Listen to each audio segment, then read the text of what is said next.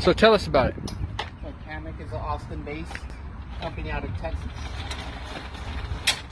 We do some outdoor wilderness items like hammocks that are portable.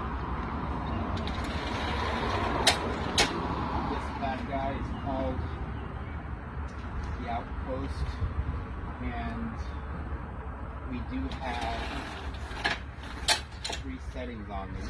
Nice. So this one is actually the crosswing, the Outpost is on the other side.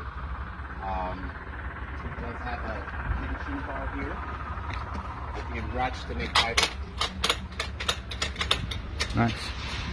These little outlets here, you can put stands as well, or tie down to the ground, depending on the wind resistance going on. So when you're ready to put it away, of course, make sure, I'll show you the difference. We're trying to put it out. It's not going to move because it's locked. Unlock. Give it a tug.